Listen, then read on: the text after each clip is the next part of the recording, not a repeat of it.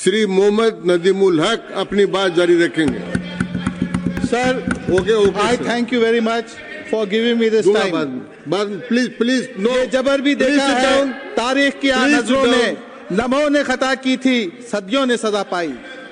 Sir, मोहतरम chairman साहब, please, आज मैं जिस बिल पर गुफ्तगू के लिए खड़ा हुआ हूँ, ये सिर्फ कोई कानूनी मसूदा नहीं है, बल्कि ये हमारे मुल्क की तामीर, हमारे कॉन्स्टिट्यूशन की रूह और एक निहायती पुरानी रवायत से जुड़ा हुआ मुस्तकबिल का मामला है। मैं आज इस ऐवान के सामने एक ऐसे फिक्रमंद हिंदुस्तानी की हैसियत से खड़ा हूँ जिसे अपनी माँ जैसी सरजमीन के हर शहरी से मोहब्बत है और जिसके दिल में ये सवाल है कि क्या हम उन रवायतों को भुला सकते हैं जिन्होंने हमें एक देश एक कौम बनाया है।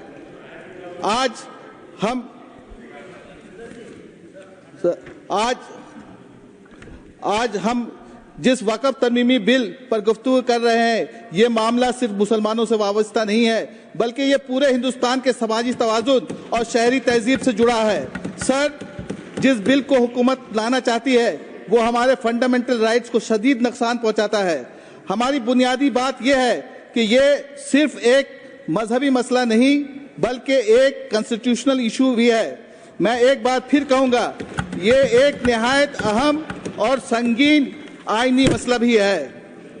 सर, और मौसम नूर, समीरुल इस्लाम, दूल्हा सेन और मैं खुद यहाँ मौजूद हूँ, हमारे सारे मेंबरान भी मौजूद हैं। हमारी party all India Trinamool Congress और हमारी दीदी ममता बनर्जी ने मुझे ये जिम्मेदारी दी है कि मैं यहाँ अपनी पार्टी की जानिब से कॉन्स्टिट्यूशन का दफा करूँ। मैं उम्मीद करता हूँ कि मेरी बात तवज्जो से सुनी जाएगी और किसी भी फैसले से पहले इन जरूरी बातों का ख्याल रखा जाएगा। सर, हमारे लिए कॉन्स्टिट्यूशन सिर्फ एक किताब नहीं बल्कि हमें रास्ता दिखाती है। यही फर्क है आज की सरकार और हमारे नजरिए में, और यही वजह है कि हम भारत के आइन की हिफाजत के लिए अपना आखिरी कतरा खून भी देने को तैयार है। सर, वक़्फ़ तरमीमी बिल 2025 में कई संगीन खामियां मौजूद हैं। इसमें कानूनी ज़ाब्तों में खिलाफ वर्जियाँ हैं, आइनी उसूलों की पामाली है और ये एक गैर मुनासिब कदम है। इस बिल में बहुत सारे गैर मंतकी फैसले हैं। इसमें किसी भी तब्दीली की वाज़ेह तौजीह नहीं है और सबसे बढ़कर ये अक़लियतों के हुकूक को पामाल करता है। यहाँ तक कि ये बेसिक स्ट्रक्चर ऑफ कॉन्स्टिट्यूशन के खिलाफ है, एंटी फेडरल है और फंडामेंटल राइट्स की भी खिलाफ वर्जी करता है। सर, मैं अपनी बात 10 पॉइंट में कहूँगा। पहला पॉइंट, उम्मीद। वक़्फ़ दरअसल सदका जारिया है, यानी ऐसी खैरात जो हमेशा के लिए हो, और लेकिन ये बिल वक़्फ़ की पहचान को कमज़ोर करता है और इस बात को रीडिफाइन करने की कोशिश कर रहा है कि वक़्फ़ क्या है। ये हुकूमत इस फैसले के नताइज को समझने में नाकाम है। ये बिल वक़्फ़ को उसकी तारीखी और मजहबी हैसियत से महरूम कर देगा। सर, रिफॉर्म्स के नाम पर हमारी सदियों पुरानी दीनी व समाजी इदारों को नया नाम देना वक़्फ़ की रूह के साथ एक भयानक मजाक है। मैं समझता हूँ कि ये ऐवान माने हाउस को खुद से पूछना चाहिए कि ऐसा डाइल्यूशन क्यों ज़रूरी है। ये करोड़ों मुसलमानों को क्या पैगाम दे रहा है जिनके लिए वक़्फ़ ईमान, अकीदा और इज्तिमाई फ़क्र की अलामत है। ये बिल वक़्फ़ को हद से ज़्यादा सरकारी कंट्रोल में लाकर हमारी सदियों पुरानी रवायत और खिदमत के निज़ाम को ख़त्म करने की कोशिश कर रहा है। और अलमिया यह है कि जिस बिल को उम्मीद का नाम दिया गया है वो दर हकीकत लोगों के लिए मायूसी और बेचैनी लेकर आया है। हमको उनसे वफा की है उम्मीद जो नहीं जानते वफा क्या है। हमको उनसे वफा की है उम्मीद जो नहीं जानते वफा क्या है। सर, मैं दूसरे पॉइंट पर आता हूं कि यहाँ पर इस बिल में ये शर्त रखी गई है कि कोई भी शख्स 5 साल तक इस्लाम पर अमल करने के बाद ही कोई दुरुस्त वक़्फ़ कायम कर सकता है। ये शर्त आर्टिकल 25 और 26 की खुली खिलाफ वर्जी है जो हर फर्द को बगैर किसी गैर ज़रूरी मुदाखलत के मजहबी आज़ादी, अमल, तबलीग और इदारा चलाने का हक देता है। हैरत की बात यह है कि पाबंदी सिर्फ मुसलमानों पर लागू होती है, जबकि हिंदू, सिख और ईसाई चैरिटीज पर ऐसी कोई शर्त नहीं है। सर, मैं यह पूछना चाहता हूं कि जब 5 साल की शर्त लगाई गई है तो इसका सर्टिफिकेट कौन देगा कि ये मुसलमान 5 साल तक प्रैक्टिसिंग मुसलमान है कि नहीं है? और प्रैक्टिसिंग माने क्या है कि 5 वक्त के नमाज पढ़े, रोजा रखे, हज पर जाए कि ज़कात दे? इसका कहां से इसका डेफिनेशन होगा, ये मुझे समझ में नहीं आया। और जेपीसी में जब ये बात उठी, जहां का मैं भी मेंबर था, तो जेपीसी ने अपने आखिरी जो रिकमेंडेशन में इसको और कह दिया कि ना सिर्फ प्रैक्टिसिंग होना होगा बल्कि उनको डेमोन्स्ट्रेट भी करना होगा कि वो प्रैक्टिसिंग मुस्लिम है। तो सर, क्या अब एक मुसलमान को किसी अथॉरिटी के पास जाके रजिस्टर करना होगा क्या, ताकि उसके मुसलमान होने का रिकॉर्ड रखा जाए? तो ये मुकम्मल तौर पर अनकॉन्स्टिट्यूशनल है सर, और आर्टिकल 14 की खुली खिलाफवर्जी है जो कहता है कानून के सामने सब बराबर है और बराबरी के दरमियान इम्तियाज नहीं किया जा सकता। मुसलसल जहर घोला जा रहा है, सरासर झूठ बोला जा रहा है, तराजू है तवाजुन में नहीं। जब सब निकाल दीजिए सर, झूठ शब्द निकल गया। अच्छा ठीक है सर। मुसलसल जहर घोला जा रहा है, सरासर असत्य बोला जा रहा है, तराजू है तवाजुन में नहीं, जब बराबर कैसे तोला जा रहा है? सर, मैं तीसरे पॉइंट में आता हूं, ओरल वक़फ़ और वक़फ़ बाय यूजर पर। सर, इस बिल के तहत यह लाजमी करार दिया गया है कि हर वक़फ़ के लिए तहरीरी दस्तावेज यानी फॉर्मल डॉक्यूमेंटेशन होना जरूरी है। यह शर्त सदियों से राइज ज़बानी वक़फ़ और वक़फ़ बा इस्तेमाल के उसूलों को मुकम्मल तौर पर खारिज कर देती है।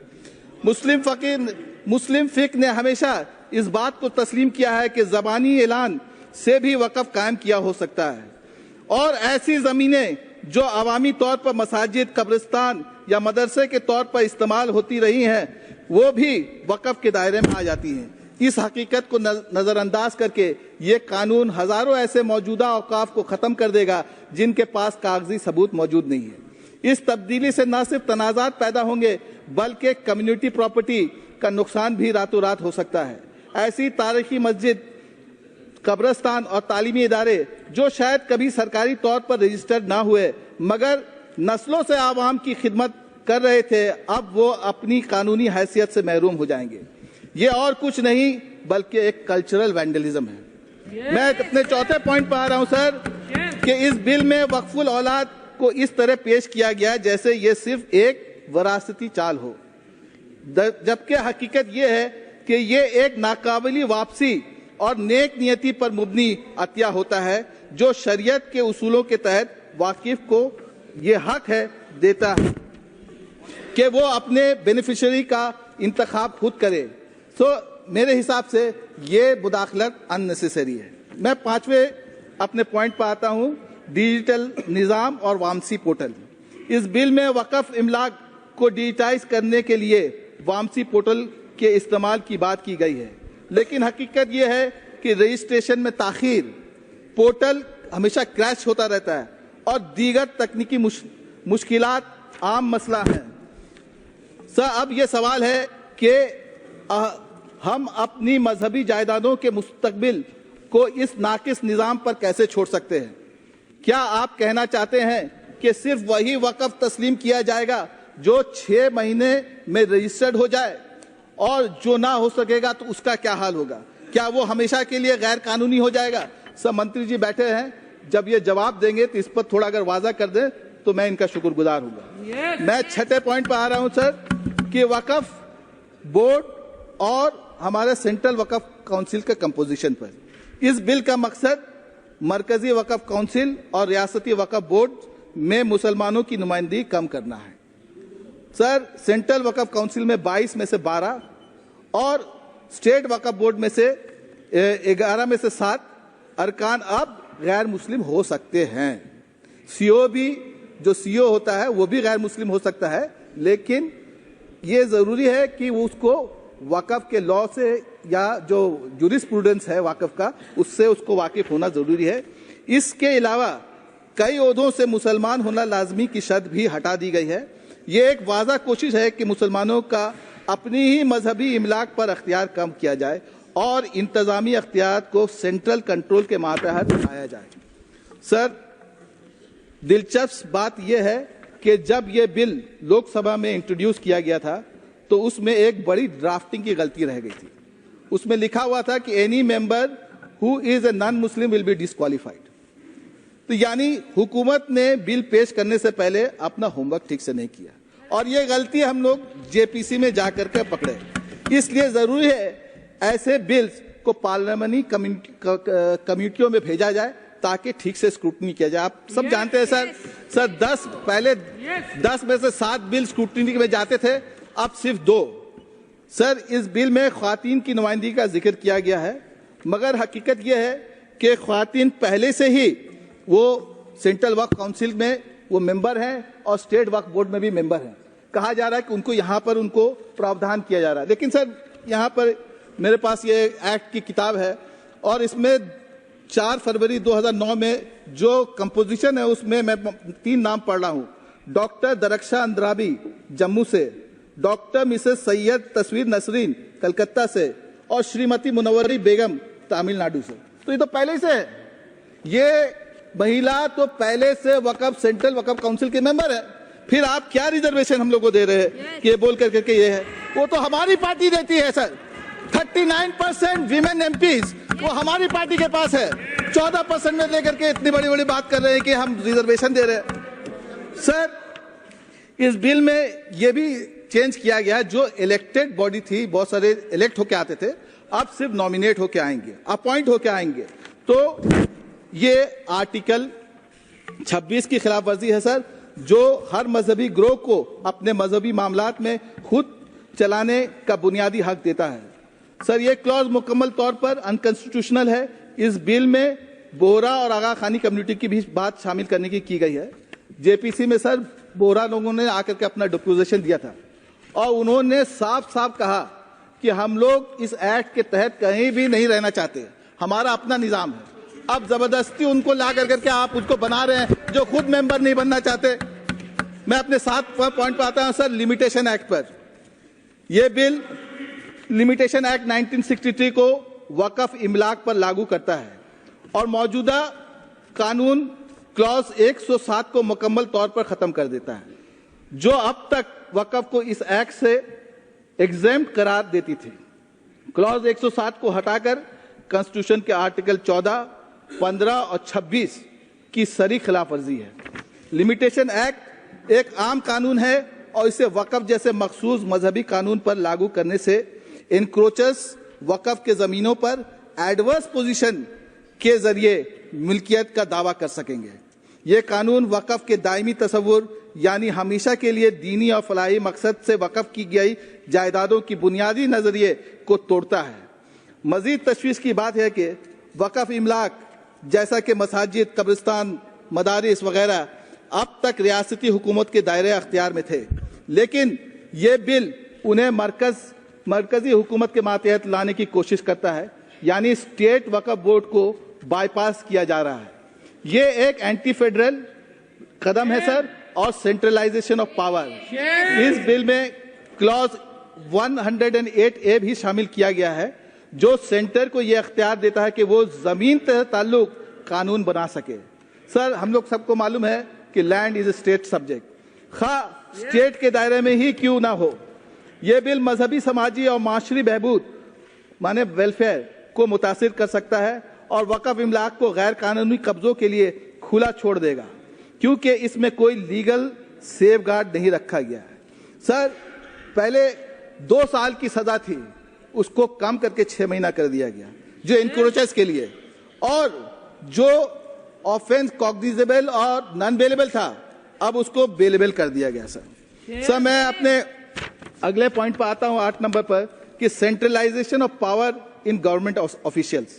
इस बिल का शायद सबसे खतरनाक पहलू यह है कि यह तमाम अख्तियारात सरकारी अफसरों को देता है और अदालतों, कम्युनिटी इदारों और वक्फ बोर्ड को टूथलेस कर देता है।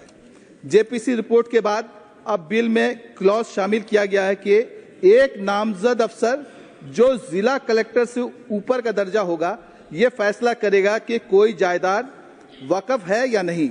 यानी सिर्फ एक अफसर की स्वाबदी डिस्क्रिशन पर किसी जायदाद की मजहबी या कानूनी हैसियत तय हो जाएगी। सवाल यह है कि क्या ये अफसर उसूलों से वाकिफ होगा?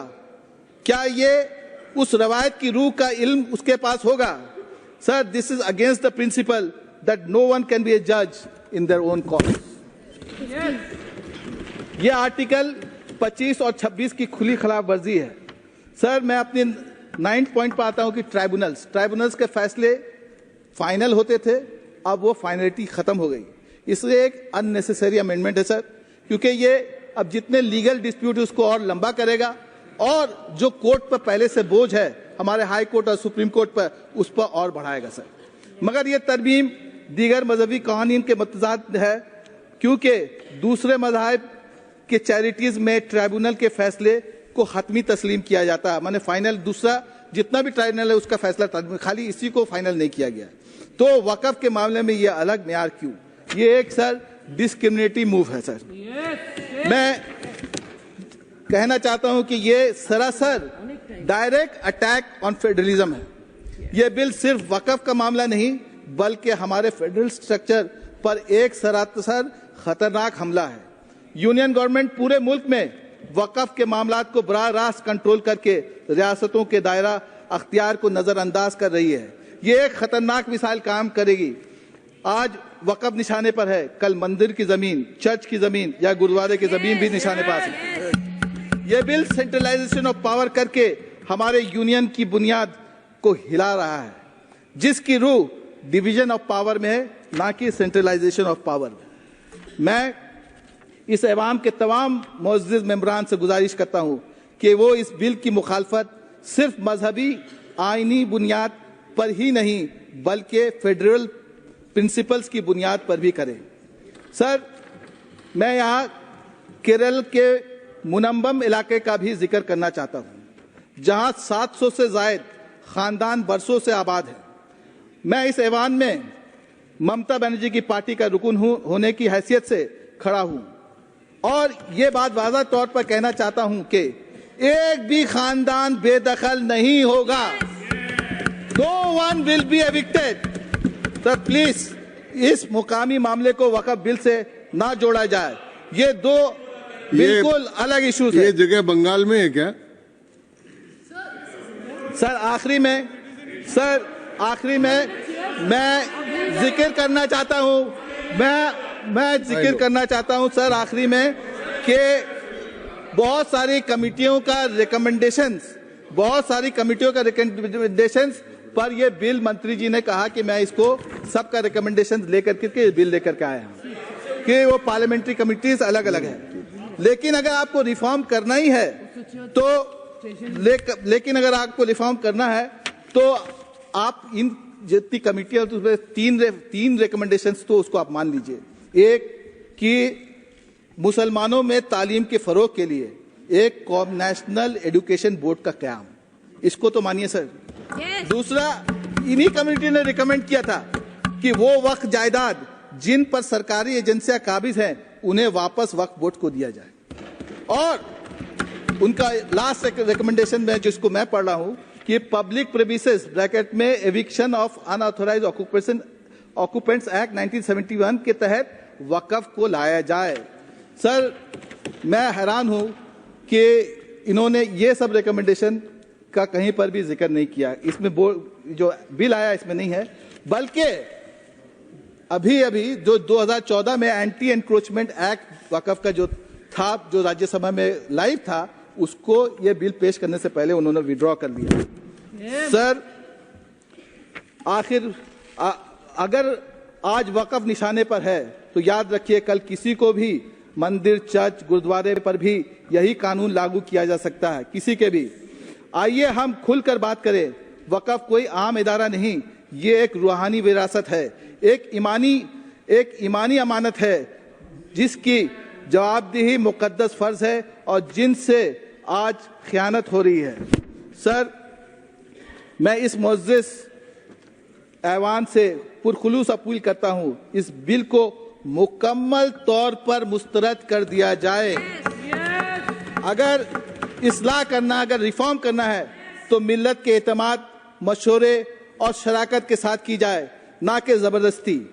ये बिल सिर्फ मुसलमानों का मसला नहीं, बल्कि हमारे सेक्युलरिज्म, हमारे कॉन्स्टिट्यूशन और हमारी डेमोक्रेसी का इम्तहान है। ये मत भूलिए कि तारीख सब याद रखती है और यकीनन तारीख याद रखेगी कि हमने इस मौके पर इंसाफ का साथ दिया या खामोशी अख्तियार कर ली। सर आइए,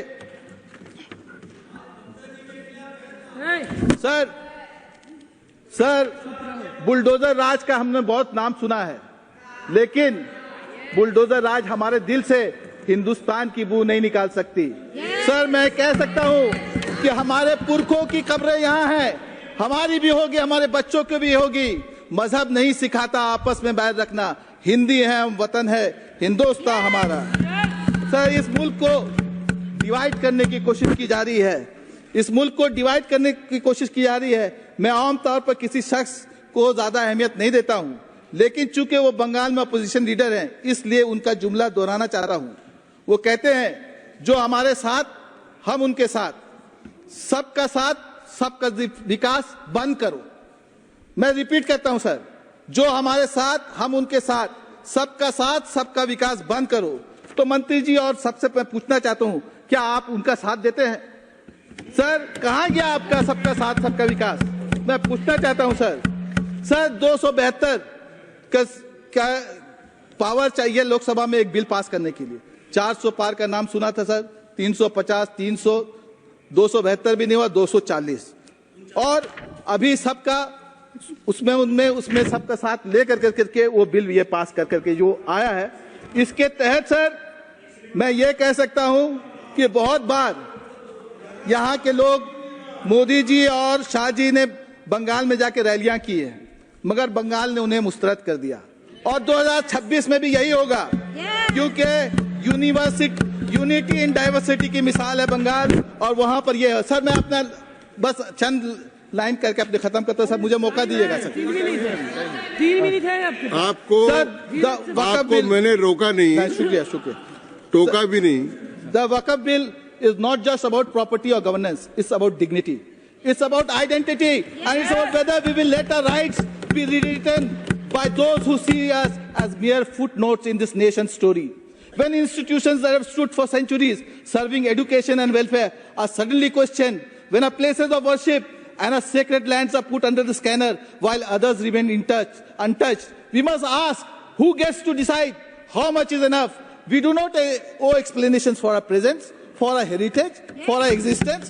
This land is ours as much as anyone else. Our history, our contributions and our rights are not up for negotiation. The Constitution does not ask how much we belong, it guarantees that we do. अगर खिलाफ है होने दो, जान थोड़ी है, ये सब धुआं है, कोई आसमान थोड़ी है। लगेगी आग तो आएंगे घर कई जद में, यहाँ सिर्फ हमारा मकान थोड़ी है। हमारे मुंह से जो निकले वो सदाकत है, हमारे मुंह में तुम्हारी जबान थोड़ी है। मैं जानता हूं कि दुश्मन कम नहीं, लेकिन हमारी तरह हथेली पे जान थोड़ी है। जो आज साहिब मसनद हैं कल नहीं होंगे, किराएदार हैं जाती मकान थोड़ी है। सभी का खून है शामिल यहाँ की मिट्टी में, सभी का खून है शामिल यहाँ की मिट्टी में, किसी के बाप का हिंदुस्तान थोड़ी है। जय हिंद। धन्यवाद।